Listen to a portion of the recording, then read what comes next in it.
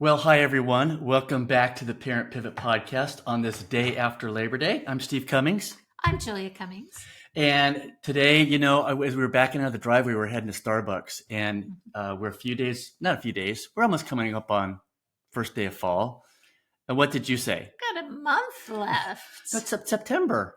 I said I'm not ready for fall. I'm a summer girl. She's a summer girl. I live for the summer, and fall is coming really early here this year. Yeah. So the trees are already losing leaves, which is shocking. The deer are changing color. Many of you may not know this, but the deer start turning gray with the season change. So they're not this rich brown. And all that makes Julia sad because why, hon?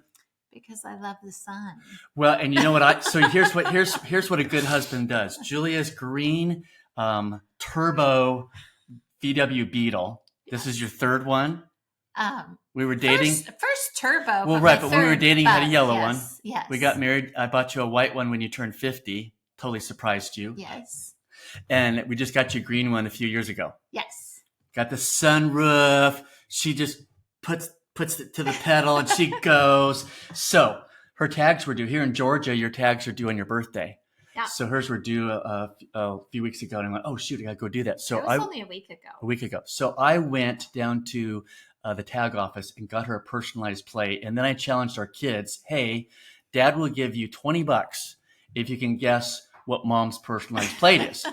Well, they got on the theme pretty quickly. Pretty quick. They know me. Yes. And what did we end up getting?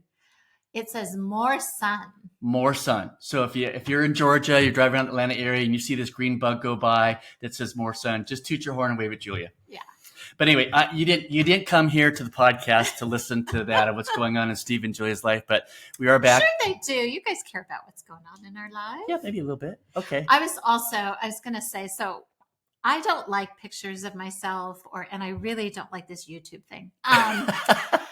But I am bowing and doing. So, but I noticed one of the things that I've been struggling with the last year is dry eyes. And I notice I'm just blinking constantly in the video. So it's driving me crazy. So sorry if I'm blinking like a freak. And you know what? You probably wouldn't notice this, but she's an HSP. And so she notices that. That's why she's telling you. So those of you listening to the podcast, just ignore this part. Yeah. It doesn't matter. If you watch me on YouTube, you'll see. There we go.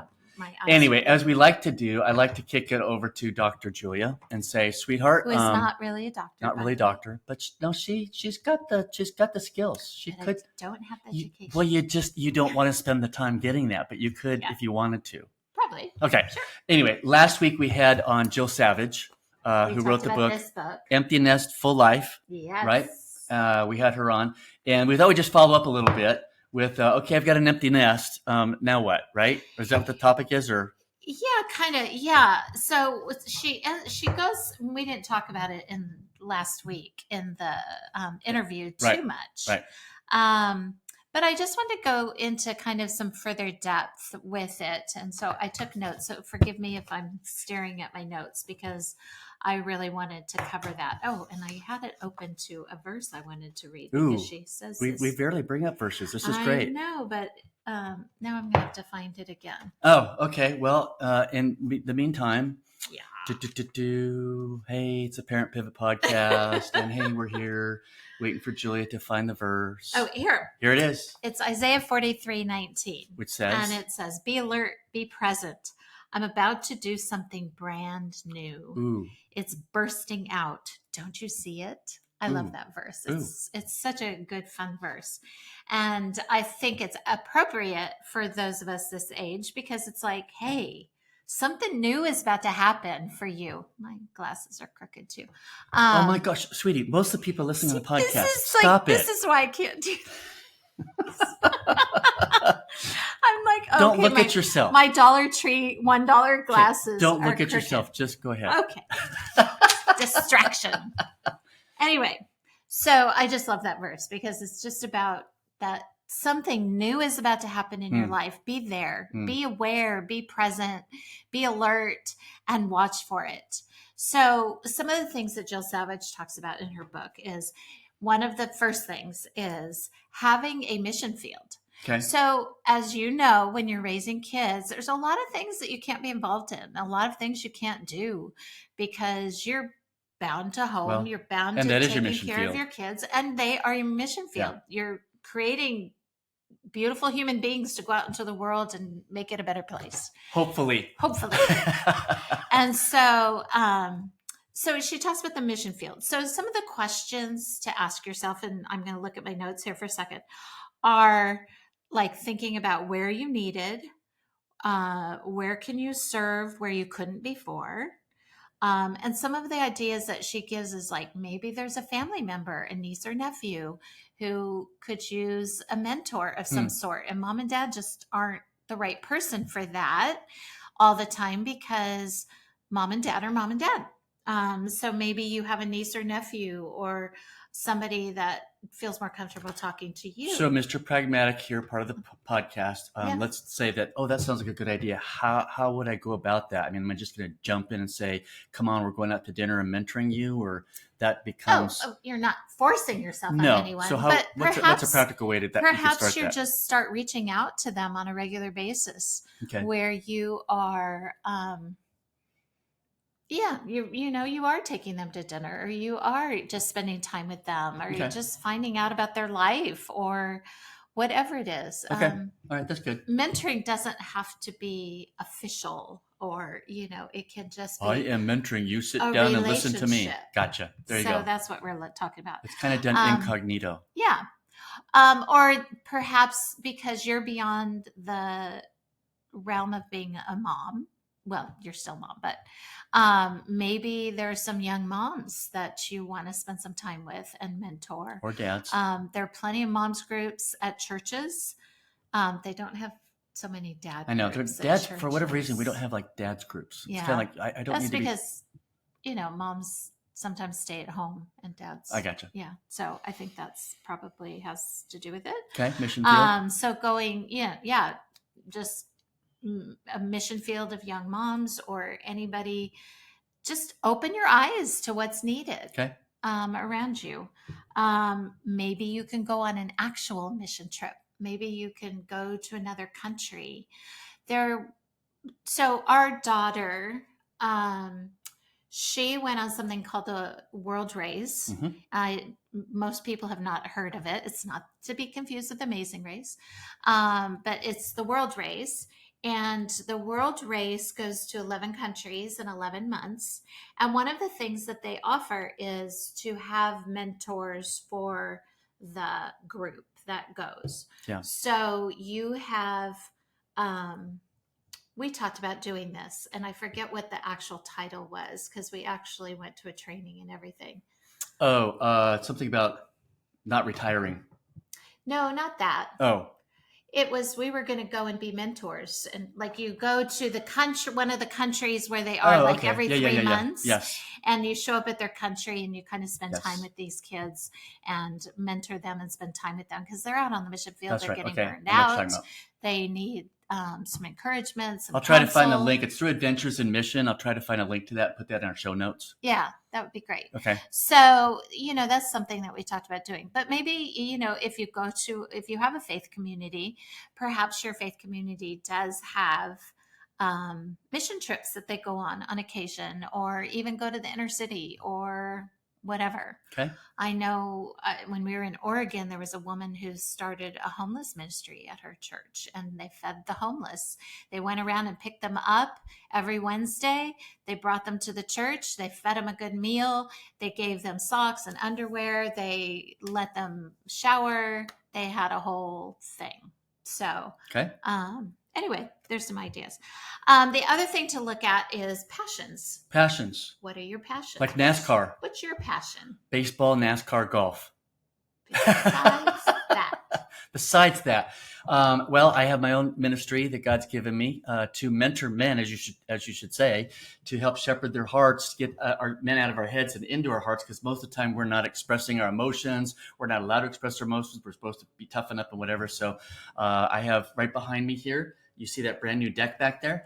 you can't see it in the podcast, but just trust me, there's a brand new deck Yeah. back there. And so we sit out there on Tuesday and Wednesday nights. We talk about life, what we've gone through during the week, some of the tough spots that we would not share with anybody, but it's safe enough to do that where you don't experience shame and condemnation. But it's like, hey, I need someone to journey with me and go, hey, here's what's got me scared. I'm fearful about this. I'm stressed about that. And, this, my upbringing taught me to do this and whatever. So we kind of go through that. So that's my passion, is mentoring men's hearts and shepherding them. Yeah. But there's And also so NASCAR, baseball, and golf. In your empty nest years, Yep. you decide to start a 501c3. Yes, that's what I'm doing with my time. Yeah. And eventually, whenever God tells me I can't make enough money doing my daytime job, I will do that full time until he tells me it's time to come home. There you go. There we go. So there's an idea. And perhaps you are an entrepreneur type who you want to start a business. Sure. We did kind of touch, I don't remember if it was before Jill Savage came on that we were talking to her about it, or if we actually said something on air about it, that we start Airbnb. Yes. Jill Savage had done the same. That can So be we a have ministry. that in common. Contact us and we'll give you some tips. Because we did a good job of screening out, the difficult people that want to come and destroy the place or have one night stands. So we're happy to help. Just email us at parentpivotpodcast@gmail.com. But it's a good way to love on people who it's the general public. They come to you, they're looking for a spot, and we sit on 2 acres here. They love it. We don't do it anymore. No. But we have somebody living down there we did that it we're for, related to. was it a year? Year and a half. We did it. Brought in some extra money for Well, us. I paid the mortgage while I was unemployed. Yeah. So God provided that way. Yeah. So maybe starting something like that. Maybe you have a bucket list that you would like to do. Sure. So what's on your bucket list, hon? Moms and wives out there, you get that bucket list done and the husband takes care of all that, then you open up the Airbnb. There you go. I have a bucket list. Oh, I don't want to hear it. This isn't No.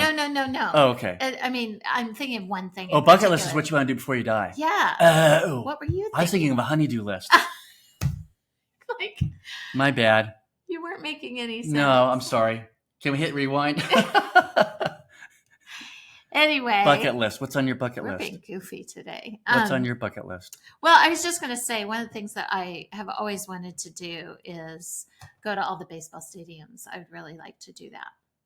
And I know you would like I've to been do to that half as of them well. already. Do I have to take you back to those? You do. Oh, geez. I haven't been to half for sure. All right. And I'd also like to see every state. Luckily, I've seen Alaska and Hawaii. Those are the most difficult. So, but I haven't been to all like those Midwestern kind of states. I haven't been to Wisconsin. No, I've been to Wisconsin. That's the wrong one. Wyoming. Okay. Wyoming, Montana. I haven't been to any of those. So we're going to buy a trailer, attach it to my truck, and off we go. Yeah. Okay. Yeah, I'd like to do that. So,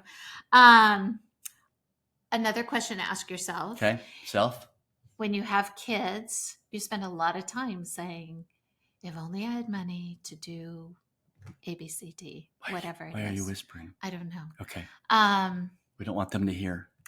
I'm wondering what everybody else's. What are those things? Yeah. What are the things that you used to say? So you have to go back in your memory. Yeah. And I'm trying list. to think of something that I actually might have said. Here's what I do. I open up a new note on my phone. And when I have that idea, I go to that and put it on there because I know I'll forget.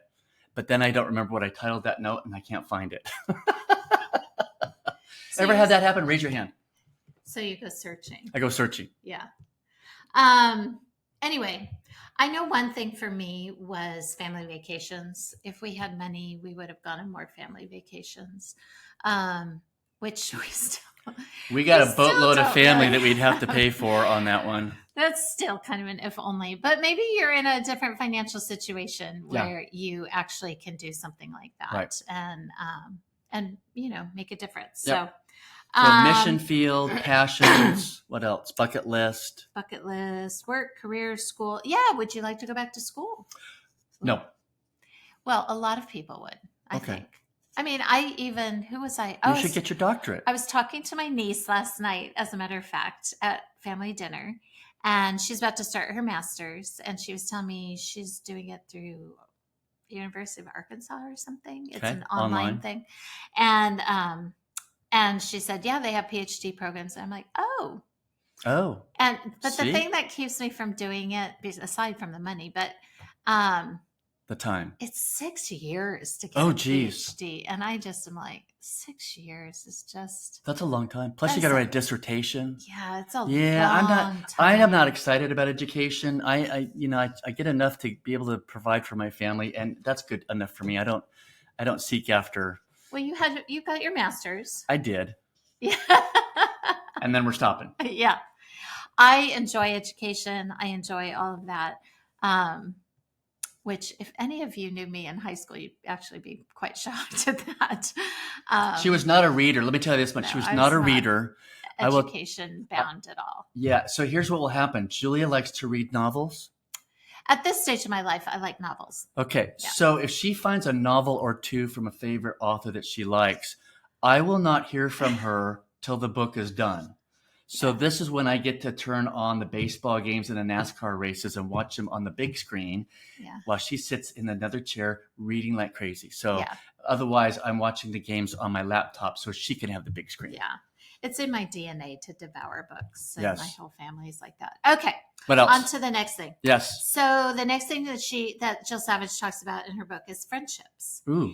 And I've talked to a lot of friends in this stage of life who have struggled with friendships in this stage of life. I've shared my own struggles with moving and all of that and what that looks like. It can be difficult because you just don't see people as often, or, you don't have your kids to connect you. Well, and we have a different experience because we moved to the other side of the country and we have to start over here. Yeah. And we're 6 years here in Georgia and we're still trying to make friends. Yeah. It's still a struggle. Although after this recording, we're going to go to the pool and be with friends. That is true. So where I would really like to go with this, I think part of what has happened in our society is we are the most connected that we've ever been because we've got the phone, but we are the most lonely because we've got the phone. Because we've got the phone. Because we rely on it, and it is not true connection. Being online and doing this. Right. I mean, we have FaceTime with our grandkids and our son, and that's all great, but it's still not the same at least for me, that if you're not living together in the same place like when we did our Cummings family baby meetup this summer at Hume Lake in California. That was fun because everybody was around. We were going to the lake. We were eating meals together. That was a blast, taking pictures, laughing, playing games, all that stuff.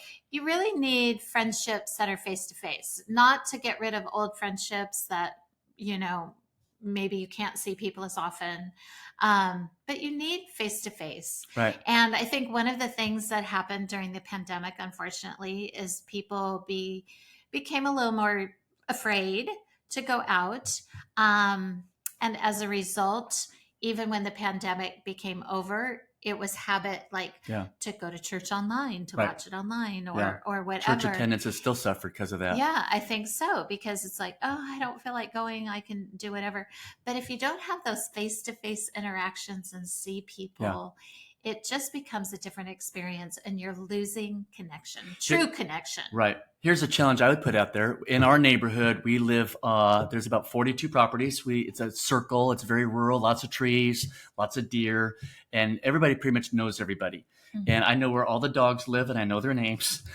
And we all, whoever's walking dogs, whoever's out walking, jogging, riding their bikes, we all know each other, see each other. So I'm sitting there thinking, hey, if you live in a neighborhood like that, if you haven't done it already, maybe invite a neighbor over for iced tea and dessert or something. Or like we have a fire pit in our backyard just to get to know each other a little bit better. And then you start developing a friendship right there in your own neighborhood. Bring some cookies over. Hey, we haven't had a chance to sit down and talk. We'd love to have you guys over and see where it goes. Maybe it doesn't go anywhere.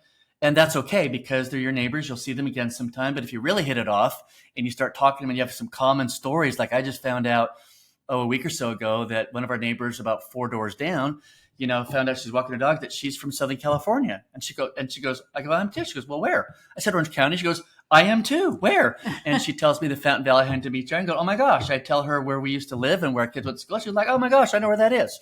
So slowly, because we don't know those things and you ask those questions, you can build connection. and things. So that's one thing. And maybe you've already got that. That's awesome. But all it starts is with some cookies. If you're coming to our house, please bring peanut butter cookies. Okay, that's on my list. Steve loves. I love peanut butter cookies. Julie doesn't make them often enough. No. In making friends, so one of the important things that Jill talks about is the ability to be vulnerable. And that's oftentimes where friendships can happen.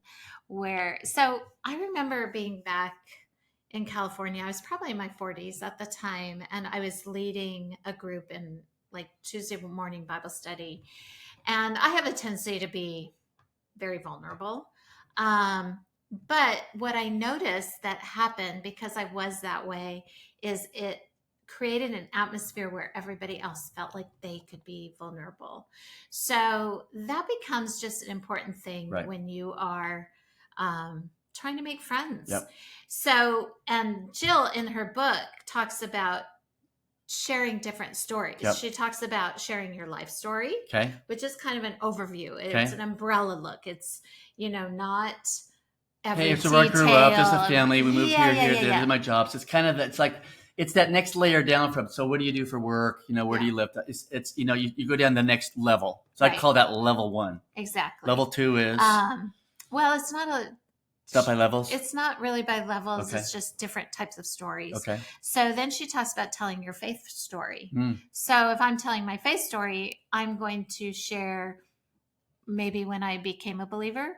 I also might share some difficult things that happened, and maybe if I went through a period where I really went through questioning or a dry time or something like that, and then maybe where I am today. So you're sharing your faith story. The last thing she talks about, and this can go back to passions and mission field and whatever, is telling your experience story. Right. So we are all very unique in our experiences and things that have happened in our life. Right. Many of them difficult. So like I might share, I grew up with an alcoholic father that in many ways formed and shaped me in some ways. And again, my experience even within that is different than somebody else's, because my dad was a very high functioning alcoholic who had a really great job and all of that. But somebody else's might have been a drunk all the time. Sure. And could be abusive. And could have been abusive. And you know what? Safe bet here, hot tip to you if you're building a relationship or connection there. Pretty much every family has some type of dysfunctional story, but we don't ever want to share it because of the shame that it brings. But guess what?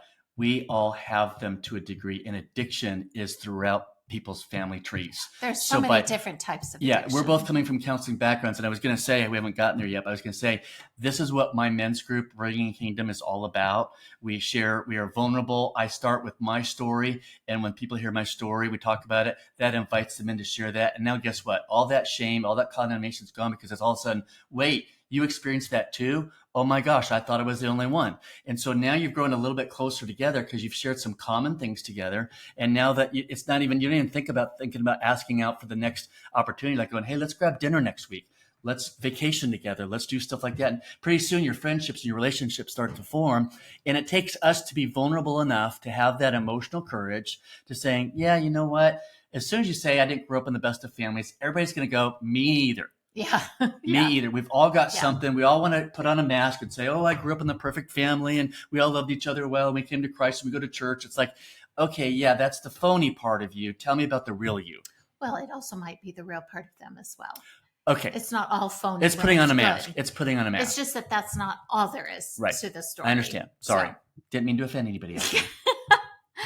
But anyway, so there's so many different experiences. So you also might have the experience of a marital issue or children issues or, your children with learning issues or ADHD or blah, blah, blah. I mean, there's so many different things that could be wrong. So And then finally, Finally, the last piece is working on your marriage and having marriage 2.0, marriage whatever 2.0. that looks like for you. And we have talked in previous podcasts Yeah. about that. So I'm not even going to go into that. Yeah. But that is a rough overview. And again, I'm going to encourage you to get Empty Nest, Full Jill's Life. book. Jill Savage. We'll put that in the show notes. Yeah. That's awesome. Yeah, marriage 2.0. I think sometimes we sit there and think, hey, I found her. I dragged her back to the cave. We had our kids and family. We kicked the ones out. Let's just, live the rest of our lives in the cave or whatever. It's like, no. We did some fun stuff last weekend. We went river rafting. Yes. With that friends. Was very fun. We bought some tickets to go see next week's guest. So you guys got to tune in to next week on the podcast or YouTube broadcast because we bought some tickets to go hear him. Yes. So that's been fun. So again, we're looking for different things to go do. Yeah. I'm going to a NASCAR race, but Julia doesn't like NASCAR, so I'm taking her brother. Yeah. Anyway, so that's all I have. Okay. I just wanted to kind of talk more about what Jill was in Jill's book and it's we now have an empty nest. Now what do we do? So again, it's what does life look like after you pivot from parent to partner? Sometimes you're waiting to be invited into something going on, and you just wait your turn. You're there to listen. You're there to put the duct tape over your mouth, keep the welcome mat out. But at the same time, it's time to shift and spend some time doing some fun things together. Missions. What else did you say? Missions, passions, marriage. Bucket list, all that stuff. Rewind this or friendships. There we go. Anyway, hey, if you want to get a hold of us, parentpivotpodcast@gmail.com. By the way, we have a new Facebook page. So if you've already liked us on the Parent Pivot Podcast, we need you to go to just Parent Pivot Podcast because that's where this will be posted and our podcast will be posted. Go to Parent Pivot Podcast because our new director of marketing created this new webpage for us. She's putting us on Instagram. We're now on YouTube. Please subscribe. If you're watching us on YouTube, please subscribe and share and let other parents know that we're here to help you pivot from being a parent to a partner. And we'll be back next Tuesday with some new content. Oh, please join us next Tuesday. You're going to want to watch Jeff Allen. Jeff Allen is a comedian, and it's a great interview. So please tune in next week for Jeff Allen and join us for another Parent Pivot podcast. Bye.